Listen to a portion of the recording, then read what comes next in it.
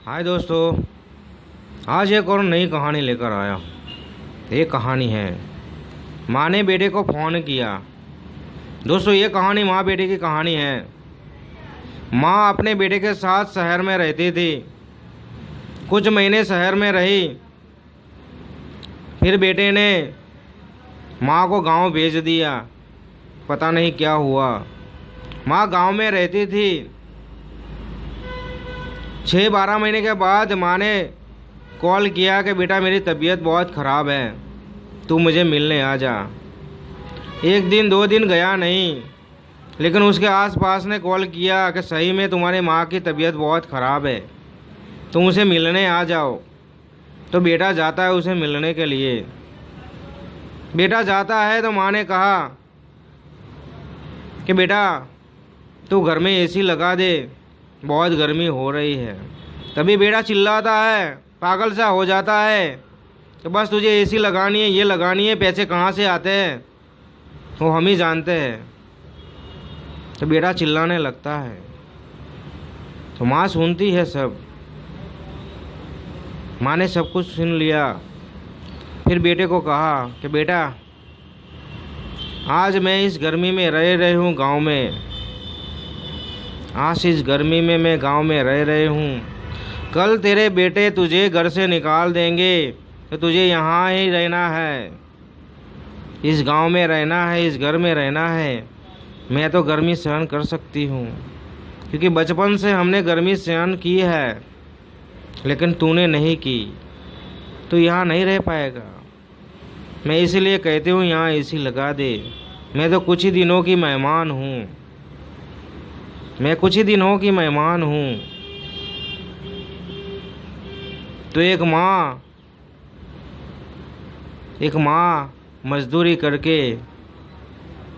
हर किसी की मजदूरी करके खेत में जाकर बच्चे को बड़ा कर सकती है, पढ़ा सकती है, उसे काबिल इंसान बना सकती है।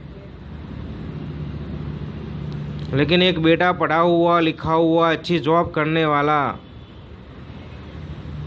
एक माँ को पाल नहीं सकता, एक माँ को पाल नहीं सकता।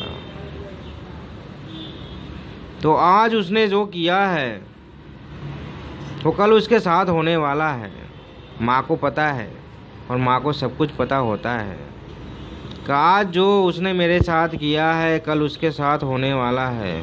इसलिए माँ ने कहा कि मैं गर्मी सहन कर सकती हूँ, तुम गर्मी सहन नहीं करोगे, इसलिए अभी से तू एसी लगा दे। कल तू बूढ़ा हो जाएगा, तेरे पास कुछ नहीं रहेगा, सब बच्चे ले लेंगे तेरे पास से, और तू एसी नहीं लगा पाएगा। तू गर्मी कहाँ से सहन करेगा, तू गर्मी कहाँ से सहन करेगा। तो दोस्तों, माँ बाप ने हमें बड़ा किया, लिखाया, पढ़ाया लिखाया, जॉब अच्छी दिलवाई, अच्छे मुकाम पे हमें रखा है।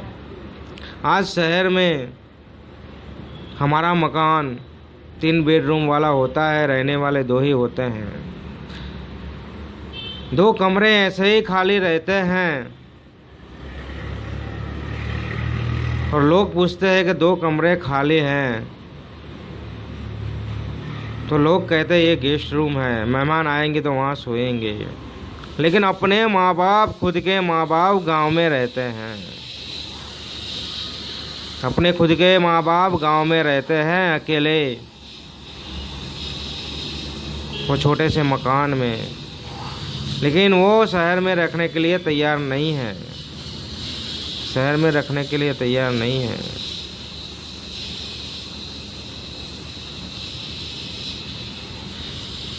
माँ बाप ने हमें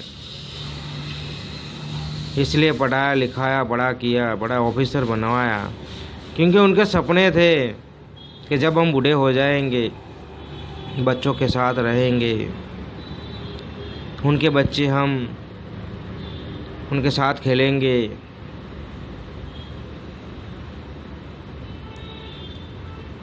और अच्छी ज़िंदगी होगी। लेकिन उनके सपने सपने हो जाते हैं, उनके सपने सपने ही रह जाते हैं। जो उन्होंने सपना देखा था वो सपना ही रह गया। जो उन्होंने सपना देखा था वो सपना ही रह गया हर माँ बाप का।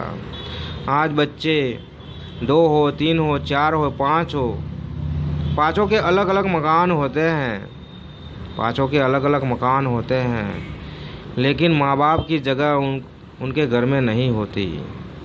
माँ बाप की जगह उनके घर में नहीं होती। वही माँ बाप छोटी सी रूम में 5 बच्चों को पढ़ाते हैं, लिखाते हैं, बड़े करते हैं।